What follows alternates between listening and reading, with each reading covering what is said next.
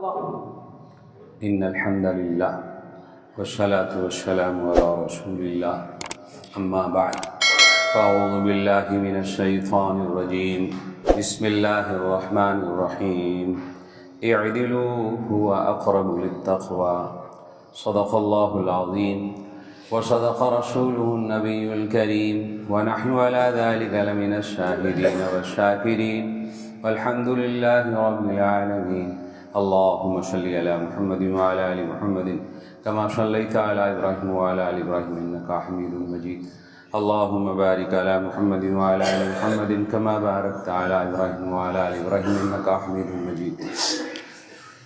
شریعت کے سارے احکامات پر عمل کرنا، سب کو سیکھنا ہم سب کے ذمہ لازم ہے۔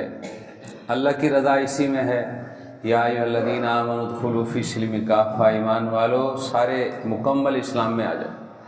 تو معاملات کے حوالے سے، لین دین کے حوالے سے ساری چیزیں سیکھنی ہم سب کے ذمہ لازم ہے۔ عدل و انصاف کے حوالے سے اللہ نے بڑا زور دیا قرآن میں کئی جگہ پر کہ عدل کرو، یہ تقوی کے بڑا قریب ہے۔ عدل کے حوالے سے اللہ تمہیں حکم دیتا ہے عدل و انصاف کا۔ پھر عدل اس کے 3 درجے ہیں۔ ایک عدل بندہ اللہ کے درمیان، اس میں مختصر یہ ہے کہ بندہ اللہ کی کوئی حق تلفی نہ کرے، یہ عدل ہے، اس کے ساتھ کسی کو شریک نہ ٹھہرائے، اس کے ساتھ ساتھ تفصیل ہے۔ ایک ہے اپنی جان کے ساتھ عدل، اس جان کا بھی حق ہے، اس لیے وہ ظالم ہوگا جو اس اپنی جان پر ظلم کر کے خودکشی کر لے، یہ حرام ہوگی چونکہ اس نے عدل نہیں کیا۔ اب یہ عدل ہمارا موضوع جو ہے آپس میں عدل، کہ ایک دوسرے کے ساتھ عدل و انصاف سے کام کرنا، کسی کی حق تلفی نہ کرنا۔ فرمایا لا یحل مال امرئ الا بطیب نفس، کسی مسلمان کا مال حلال نہیں اس کی دلی رضامندی کے بغیر، جب تک اس کا دل راضی نہیں۔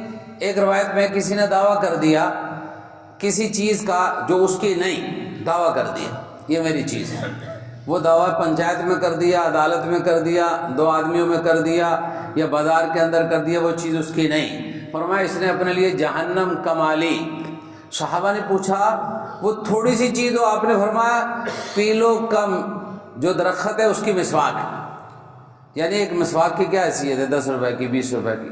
فرمایا ایک مسواک بھی کسی کی ناحق اس پر دعویٰ کر دے یہ میری ہے، تو فرمایا اس نے لے لیا جھوٹا دعویٰ کر کے، فرمایا اس نے تو جہنم کما لی، اس پر جہنم واجب ہوگی۔ یہ چھوٹی سی چیز بھی کسی کی ناحق لے لینا۔ تو بہرحال ایک ہے، اب اس کے اندر آئے گا عدل و انصاف میں اگر کوئی فیصلہ کرتا ہے اس کو تسلیم کر لینا شریعت کے مطابق، اور ایسے ہی اگر ہم پنچایت کے آدمی ہیں ہم شریعت کے مطابق پوری بات سنیں۔ فرمایا 3 قسم کے فیصلے ہیں۔ ایک قسم کا فیصلہ کرنے والا جنت میں جائے گا، 2 قسم کے فیصلے کرنے والے جہنم میں جائیں گے۔ ایک قسم کا فیصلہ کرنے والا حق کو دیکھے، جو پنچایت والا ہے، قاضی ہے، جج ہے، وہ حق کی تلاش کرے کہ 2 فریق ہیں، تحقیق کر کے جو حق ہے وہ فیصلہ کر دے، فرمایا جنتی ہے۔ اور دوسرا جو حق کو تلاش ہی نہ کرے، جہالت پر فیصلہ کر دے، معلومات ہی نہیں لی، اس نے اندازے سے فیصلہ کر دیا، معلومات تحقیق نے کی، یہ بھی جہنمی ہے۔ اور ایک نے تحقیق کی، اسے پتہ ہے حق دوسری جانب ہے تو دوسری طرف کا فیصلہ کر دے، پتہ چل جائے کہ حق ادھر نہیں ہے، لیکن پیسے لے دے کے یا رعایت کر کے، برادری کی بنیاد پہ، رشتہ داری کی بنیاد پہ، قوم کی بنیاد پر کسی نہ کسی رعایت کرتے ہوئے اس نے کیا ہے دوسری طرف فیصلہ کر دیا، فرمایا یہ بھی جہنمی۔ ایک روایت میں جس کو قاضی بنایا گیا، پنچایت کا فرض بنا دیا گیا، وہ بھی قاضی ہوتا ہے، بنا دیا گیا، اللہ کی مدد اس کے ساتھ ہے، جو خود بنا میں بنتا ہوں قاضی۔ فرمایا اس نے اپنے آپ کو اپنے نفس کے حوالے کر دیا، اس کو بغیر چھری کے ذبح کیا جائے گا۔ بغیر چھری کے کسی جانور کو ذبح کریں تو کیا کون چھری ہو تو پھر بھی تکلیف، فرمایا یہ تکلیف میں مبتلا ہو گیا۔ خود قضات کا عہدہ نہیں لینا، اس لیے ہمارے اکابرین میں امام ابو حنیفہ رحمۃ اللہ علیہ بہت بڑی شخصیت تھی، قاضی منصور، وہ جانتا تھا بڑے علم والے، کہا کہ آپ قاضی القضات بنیں، کہا میں نہیں بنتا۔ انہیں ڈر تھا کہ قاضی بنے کہیں غلطی ہو گئی میں تو جہنم میں گیا، وہ آخرت کے ڈر سے اتنا بڑا عہدہ نہیں لے رہے۔ اس نے مارا پیٹا، جیل میں ڈلوا دیا۔ امام صاحب کا جنازہ جیل سے نکلا، جرم کیا تھا؟ قاضی نہیں بن رہے، قاضی نہیں بن رہے، یہ بھی تھے۔ آج کوئی ایسا دکھاؤ۔ ایک اور فیصلہ حدیث کی کتاب میں مسلم کی روایت میں ملتا ہے، آپ علیہ السلام نے فرمایا ایک آدمی نے جگہ بیچی، دوسرے نے خریدی، اس نے اس میں جب کھیتی باڑی کی اس میں سونا نکل آیا۔ پہلے زمانے میں وہ بینک بونک نہیں ہوتے تھے، وہ کیا ہے کوئی سونا ہوا زمین میں دبا دیا، وہ یاد رکھتے تھے کہاں، کبھی بھول جاتے تھے کہ کہاں رکھا ہے، وہ غلے نے بیچ دی، بھول بھال گئے۔ تو یہ زمین کو کیا بناتے تھے، زمین ہی کو وہ بینک بنا لیتے تھے۔ تو اس نے کہا بھائی، وہ جب اس نے کھیتی باڑی کی سونا نکلا، اس نے کہا پکڑ بھائی اپنا سونا، میں نے تو جگہ لی، سونا تو نہیں لیا۔ وہ کہے میں نے جگہ بیچی، سارا کچھ اس میں تھا۔ جھگڑا کس چیز کا، وہ کہہ تیرا جھگڑا، وہ کہہ رہا تیرا۔ ایسا فیصلہ کہیں پورے پاکستان کی عدالت میں ملے گا، وہ کہے یہ میرا نہیں تیرا، وہ کہے میرا نہیں تیرا۔ وہ قاضی بھی اس زمانے کا تھا، یہ دونوں چلے گئے کسی تیسرے آدمی کے پاس، پنچایتی بندہ تھا، اسے مسئلہ سنایا۔ آج کا کوئی قاضی ہوتا ہے وہ کہتا نہ تیرا نہ تیرا، یہ میرا۔ اور اس نے کیا کہا، اس نے بتاؤ بھائی صلح کروائی، اس لیے قرآن نے کہا وصلح خیر، صلح بہتر ہے۔ صلح یہ کروائی، بتاؤ بھائی تمہارے کوئی اولاد ہے، میرا بیٹا ہے، تمہارے بیٹی ہے، ان کا رشتہ کر دیں، کر دو، اور یہ مال اس کو دے دیں، انہوں نے دے دو۔ انہوں نے نہیں لیا کہ میں نے جگہ دے دی، یہ میرا حق نہیں سونے پر، وہ کہتا میں نے صرف جگہ لی، سونا نہیں لیا۔ اتنا ڈر رہے ہیں وہ سونا، تو وہ ادھر کیا ہے، پیلوں کے مسواک، فرمایا یہ کسی کی نہ حق لے لی۔ اب یہ ہے شریعت کا اصول، قاضی کیا ہے۔ الحمدللہ پوری دنیا کے جتنے مذاہب ہیں، قومیں ہیں، ان میں مستقل آپ کو اصول نہیں ملیں گے۔ شریعت کی کتابوں میں ملیں گے، حدیث کی کتابوں میں، فقہ کی کتابوں میں ادب القاضی ملے گا۔ قاضی کے آداب کیا ہیں، قاضی کے اصول کیا ہیں، انصاف کے اصول کیا ہیں، وہ ملیں گے۔ اس کے اندر ہے البینۃ علی المدعی والیمین علی من انکر، حدیث کے لفظ ہیں۔ فرمایا جو دعویٰ کرے اس کے ذمہ شہادت ہے، گواہی پیش کرے۔ ایک حدیث میں ہے لوگوں کے دعووں پر فیصلہ نہیں کرنے، ان سے شہادت لینی ہے۔ دعووں پر فیصلہ کرو گے، لوگ خونوں کے دعوے کر دیں گے، مالوں کے دعوے کر دیں گے، کہہ دے دو ہمیں، بغیر ثبوت کے نہیں۔ مدعی اس کے ذمہ ثبوت، مدعا علیہ اس کے ذمہ قسم۔ ایک آدمی مدعی کون ہوتا ہے، مدعا علیہ۔ قاضی کے ذمہ، پنچایت والوں کے ذمہ سب سے پہلے یہ طے کریں، تلاش کریں مدعی کون مر رہا ہے، مدعا علیہ کون مر رہا ہے۔ جس کا قبضہ ہوتا ہے نا کسی چیز پر، وہ مدعی ہوتا ہے، جس کا قبضہ نہیں ہوتا وہ مدعا علیہ ہوتا ہے۔ اس نے کیا کہا، جس کا قبضہ ہے وہ مدعا علیہ نہیں، جس کا قبضہ، ایک آدمی مکان پہ رہتا ہے، ایک آدمی نے دوسرے نے دعویٰ کر دیا نہیں میرا ہے، جس کا قبضہ نہیں وہ مدعی ہے، جس کے پاس چیز ہے وہ مدعا علیہ ہے۔ اب جس کے پاس چیز نہیں ہے نا، وہ اس کے ذمہ شہادت لائے، رجسٹری لے کے آئے، دو گواہ لے کر آئے، بھائی میں نے فلاں سے جگہ خریدی تھی، یہ اس کے کاغذ ہیں، یہ دو بندے گواہ ہیں۔ اس نے دعویٰ کر دیا، اس کے بعد نہ کوئی کاغذ ہے نہ کوئی گواہ ہے۔ اب کیا کہا جائے گا مدعا علیہ سے تم قسم اٹھاؤ۔ ایک واقعہ پیش آیا آپ صلی اللہ علیہ وسلم کے زمانے میں، جگہ کا جھگڑا۔ ایک آدمی نے کہا میری جگہ، دوسرا جس کا قبضہ تھا وہ کہہ رہا نہیں تو میرا قبضہ ہے۔ آپ علیہ السلام نے فرمایا لاؤ بھائی شہادت لے کے آؤ۔ تو نے کہا شہادت تو میرے پاس نہیں۔ پھر آپ نے فرمایا مدعا علیہ سے تو قسم اٹھا۔ وہ کہنے لگا مدعی یہ تو قسم اٹھا لے گا، یہ تو جھوٹا آدمی ہے۔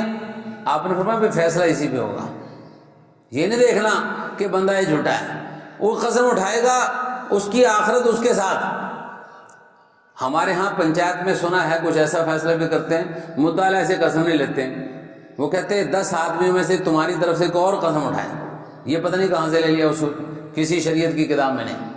بھئی جو مدعا علیہ قسم تو اس سے لینی ہے، باقیوں کا قصور کیا ہے ان سے قسم لینا، قسم اسی سے لینی ہے۔ البتہ یوں کہہ سکتے ہیں، انہیں ڈرائیں کہ جھوٹی قسم اٹھائی اس کا سخت خمیازہ بھگتنا پڑے گا، سخت گناہ ہوگا دنیا میں بھی اور آخرت میں۔ یہ ڈرا سکتے ہیں، یہ کہہ سکتے ہیں میں وضو کر کے آؤ، مسجد میں آؤ، 2-4 آدمیوں کے سامنے قسم اٹھاؤ، یہ بات تو کہہ سکتے ہیں۔ لیکن اس کی طرف سے باقی بندوں سے قسم لینے کا یہ سلسلہ جو لوگوں نے شروع کر دیا، بدنی کہاں سے لے لیا، یہ کوئی شرعی مسئلہ نہیں۔ شرعی مسئلہ پھر سن لیں کیا ہے، ایک مدعی ایک مدعا علیہ۔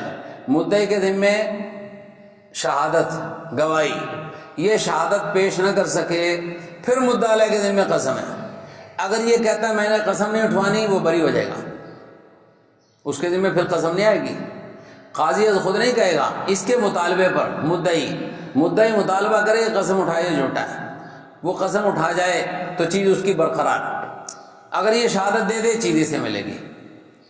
پہلا نمبر شہادت کا ہے، وہ کہتا ہے میں اس کی شہادت نہیں مانتا، میں قسم اٹھا رہا ہوں، اس کی بات نہیں مانی جائے گی۔ پہلے اس کی شہادت، اس نے شہادتیں دے دی، شہادت شریعت کے مطابق فیصلہ اس کے حق میں۔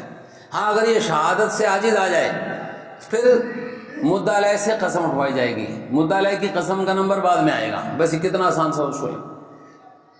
تو ایسے ہی پھر دیکھنا ہے پہلے دعویٰ، جس نے جو دعویٰ کیا اس دعوے میں کسی درجے میں جھوٹا تو نہیں نظر آ رہا، بعض اوقات اس کے بیان دعویٰ اس کے اندر ہی تضاد ہے، تو اسی وقت ہم ان کے دعوے کو خارج کر دیں گے۔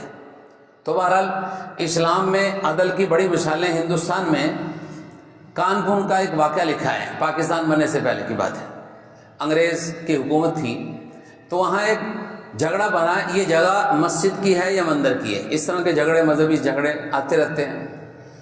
تو ہندو کہے مندر کی جگہ، مسلمان کہے مسجد کی جگہ۔ وہ انگریز تھا، شاطر تو چالاک بھی تھا، اس نے کہا مذہبی معاملہ ہے، کہیں میں دلا جاؤں گا، یہ مذہبی لوگ ہیں، مجھے انہوں نے کہا انہی سے فیصلہ کرو۔ تو مسلمانوں سے کہا ہندوؤں میں کوئی بابا بابا پرانا ہے جس سے ہم فیصلہ کروا لیں؟ انہوں نے کہا ہماری نظر میں تو کوئی نہیں۔ ہندو سے پوچھا، انہوں نے کہا ایک مسلمان بابا ہے، اس سے فیصلہ کروا لیں۔ مسلمان بابے سے کوئی پرانا رہنے والا تو اسے بلایا۔ وہ کچھ ایسے لوگ بھی تھے، انگریز جو قابض تھا اس کی شکل دیکھنا نہیں چاہتے تھے۔ اس بابے نے کہا میں تو انگریز کی شکل نہیں دیکھنا چاہتا۔ انگریز نے کہا انہیں بلوا لو، میری طرف پشت کر لے گا، منہ ادھر ہی کر لے گا لوگوں کی طرف۔ انہیں پتا تھا یہاں کے لوگ نفرت بھی کرتے ہیں، ہم قابض ہیں، باہر کے آئے ہوئے ہیں۔ بہرحال وہ بابا جی آئے، واقعی ایسے ہی کھڑے ہوئے، وہ انگریز جج کی طرف منہ نہیں کیا، پشت کی۔ بات سنو جی، ان کی سنی بات۔ انہوں نے کہا یہ جگہ مندر کی ہے۔ اس موقع پر بہت سے ہندو مسلمان ہو گئے۔ کس بنیاد پر؟ آج مسلمان تو ہار گئے، اسلام جیت گیا۔ کہ یہاں ایسا نہیں ہے اسلام کہے کہ جھوٹ کا فیصلہ کر دو، مذہب کا معاملہ آ جائے، بالکل ایسا نہیں ہے کہ جگہ جس کی ہے اسی کی ہے۔ اسلام جیت گیا، یعنی اسلام اپنی تعلیمات کی بدولت جیت گیا۔ ایسے ہی حضرت علی رضی اللہ عنہ کے زمانے کے واقعہ پیش آیا، ان کی ذرا کسی غزوے میں گم ہو گئی، کسی جہاد میں گم ہو گئی، تو انہوں نے دیکھا ہے کہ یہودی کے پاس وہ زرہ ہے، بازار میں اسے پکڑ لیا، بھائی زرہ تو میری ہے۔ اس نے کہا میری قبضہ، میری۔ انہوں نے کہا اچھا پھر قاضی شورا کے پاس فیصلہ کرواتے ہیں، یہ امیر المومنین ہے، صدر ہے۔ قاضی صاحب کے پاس گئے، قاضی صاحب کے پاس اب یہ مدعی بن کے جا رہے ہیں، امیر المومنین بن کے نہیں جا رہے، اور وہ مدعا لے۔ اب قاضی کہہ رہا حضرت آپ مدعی ہیں، آپ کے ذمہ شہادت لائیں۔ کہا کہ میرے پاس بالکل شہادت ہے، میرا بیٹا حضرت حسن، میرا غلام قمبر۔ فرمایا دونوں شہادتیں مردود، آپ کی یہ دونوں شہادتیں کمزور ہیں۔ بھئی کیوں؟ یہ جنت کے سردار کہا کہ آپ کے بیٹے کی آپ کے حق میں گواہی میں نہیں مانتا، رہی کر جائے گا، اور یہ جو غلام ہے وہ آپ کا غلام ہے۔ ان کی درخواست خارج کر دی۔ وقت کا قاضی، چیف جسٹس، امیر المومنین کی درخواست خارج کر دی۔ وہ چپ کر کے ٹھیک ہے جی فیصلہ عدالت کا، یہاں اگر کوئی کر کے دکھائے وہ ڈسمس ہو جائے گا۔ تو عدلیہ، اسلام میں عدلیہ کا درجہ اوپر ہے قاضی سے، حاکم سے۔ تو بہرحال وہ باہر آ کر کیا ہے، یہودی کہنے لگا یہ ذرا بھی کی ہے۔ کہ میں دیکھنا چاہتا تھا اسلام میں معیار عدل ہے کتنا۔ میں مان گیا آج اسلام جیت گیا کہ اسلام میں عدل کا معیار ہے۔ اسلام یہ نہیں دیکھتا کہ امیر المومنین ہے یا کیا ہے، وہ قاضی نے حق فیصلہ کیا، لیکن حقیقت میں ہے آپ کی، چونکہ آپ کے پاس شہادت نہیں تھی تو میں جانتا ہوں یہ ایک آپ کی زرہ گم ہو گئی تھی، آپ ہی کی ہے، وہ اس پہ مسلمان ہو گیا تھا۔ تو اسلام کا عدل کا پیمانہ اتنا اونچا ہے، جب تک یہ رہا دنیا میں اسلام کا توتی بولتا رہا۔ جب مسلمانوں میں عدل کمزور ہوا تو یہ نقصان ہوا۔ عدل، ایک اور فیصلہ آیا آپ صلی اللہ علیہ وسلم کے پاس، وہ مد مقابل یہودی تھا، وہ صحابی کہہ رہے ہیں یہ چیز میری۔ کہا کہ شہادت کوئی نہیں، یہودی سیدھا قسم اٹھا۔ وہ صحابی کہنے لگے تو قسم اٹھا لے گا جھوٹی، لیکن آپ نے فیصلہ اس کی قسم پر کیا۔ ایسا نہیں کہ یہ کافر ہے اس کی قسم نہیں، ان کے مذہب کے مطابق ان سے قسم لی جائے گی۔ تو اسلام میں جو عدل کا پیمانہ ہے، شریعت کے جو اصول ہیں، ہم سب کی ذمہ داری ہے۔ اگر ہم کیا ہیں، ہمارا مقدمہ ہے شریعت کے مطابق ہم تسلیم کریں، ایسا نہ کہ میں نہیں مانتا۔ اور اگر ہم پنچایت کے بندے بیٹھ گئے تو ہم بھی عدل کو دیکھیں گے یہ ایک ایسی چیز ہے اللہ کے قریب کرتی ہے۔ اللہ تعالیٰ نے جہاں نماز روزے کا حکم دیا، عدل و انصاف کا بھی حکم دیا ہے، باقی معاملات کا بھی حکم دیا ہے۔ جہاں نماز روزہ چیک کیا جائے گا، باقی اعمال بھی چیک کیے جائیں گے شریعت کے مطابق تھے کہ نہیں۔ اللہ تعالیٰ ہم سب کو عمل کی توفیق عطا فرمائے۔ کچھ مسائل روزے کے حوالے سے دیکھ لیں۔ یہ بعض اوقات آدمی کو کوئی تکلیف ہو جاتی ہے، وہ بھاپ لینی پڑ جاتی روزے کی حالت میں، بھائی اس کی اجازت نہیں، بھاپ لے آدمی، گلا خراب ہو گیا تو ایسا نہیں، کیونکہ بھاپ ہے اندر جا کے پانی بنے گی تو پانی بنا گیا گل کے۔ ایسے انہیلر وہ کیا ہے ناک کے اندر، وہ تکلیف ہوتی ہے، اس کی بھی قطعاً اجازت نہیں۔ البتہ آنکھ میں دوائی کی اس کی اجازت ہے، آنکھ میں درد ہو رہی ہے، ایسے ہی کان میں کوئی درد ہے اس کی اجازت ہے، لیکن ناک میں دوائی کی اجازت نہیں۔ البتہ تکلیف ہو مفتی تقی عثمانی صاحب دامت برکاتہم، مفتی محمد شفیع صاحب رحمۃ اللہ علیہ، ان کے فتاویٰ تحقیقی ہیں، اگر انجیکشن کی ضرورت پڑ جائے لگایا جا سکتا روزے کی حالت میں، روزہ نہیں ٹوٹے گا، چونکہ انجیکشن سے براہ راست معدے میں وہ چیز نہیں جاتی، باقی جسم اس کے اثرات خون کے ذریعے پہنچتے ہیں، تو معدے میں جو چیز براہ راست جائے اس سے روزہ ٹوٹتا ہے۔ قے آ جائے تو قے آنے سے بھی روزہ نہیں ٹوٹتا۔ بعض اوقات آتی ہے کھٹا سا پانی اوپر آیا گلے میں، وہ خود بخود اندر بھی چلا گیا، بندے نے بھیجا نہیں ہے، بندے کو پتہ نہیں چلا، وہ جب پتہ چلا اندر چلا گیا، وہ گلا کھٹا سا ہوا، اس سے بھی کچھ نہیں ہوتا۔ ہاں منہ میں قے آئی، اسے پتہ ہے باہر پھینک سکتا تھا، اس نے باہر پھینکا نہیں، سستی کر گیا، وہ اندر نکل گیا۔ اب دیکھو یہ اس کے اختیار میں ہے، اپنے اختیار سے جو اندر لے کے جائے گا چیز اس سے روزہ ٹوٹے گا، جو اپنے اختیار میں نہیں اس سے روزہ نہیں ٹوٹے گا۔ وآخر دعوانا الحمدللہ۔ اللہم صلی علی سیدنا مولانا محمد وعلی آل سیدنا مولانا محمد وبارک وسلم۔ یا اول الاولین یا آخر الآخرین یا ذا القوة المتین یا راحم المساکین یا ارحم الراحمین یا حنان یا منان یا ذا الجلال والاکرام۔ اے اللہ دین کی باتیں، شریعت کی باتیں جو پڑھتے سنتے عمل کی توفیق عطا فرما دیجیے، دوسروں تک پھیلانے والا بنا دیجیے۔ اے اللہ قیامت کی پیشی ہم سب کے لیے آسان فرما دینا۔ اے اللہ قیامت کی رسوائی سے بچا لینا، قیامت میں ہمارے اعمال نامے دائیں ہاتھ میں دینا۔ اے اللہ پیارے آقا علیہ السلام کی شفاعت نصیب فرمانا، آپ کے دستے مبارک سے ہم نالائقوں کو حوض کوثر کا پانی پلوا دینا۔ اے اللہ روزہ قرآن کو ہم سب کے لیے سفارشی بنا دینا۔ اے اللہ رمضان آدھا رمضان اے اللہ ہو گیا، اس میں جو بے قدری ہوئی اس کو معاف فرما دے، باقی جو آدھا ہے اس کی قدردانی نصیب فرما، اس میں خوب عبادت کرنے والا بنا، 100% دین سیکھنے والا بنا، اس کے مطابق چلنے والا بنا۔ جو رمضان کی برکت سے نیک کام شروع کیے سارا سال ان کو جاری رکھنے کی توفیق عطا فرما دے، جو تلاوت ذکر اذکار دعائیں شروع کی سارا سال ان کو جاری رکھنے کی توفیق عطا فرما دے، جو باقی نیکیاں شروع کی سارا سال جاری رکھنے کی توفیق عطا فرما دے۔ مسجدوں کی جو رونق رمضان میں ہے پورا سال وہ رونق بحال فرما دے، اے اللہ پورا سال وہ رونق بحال فرما دے۔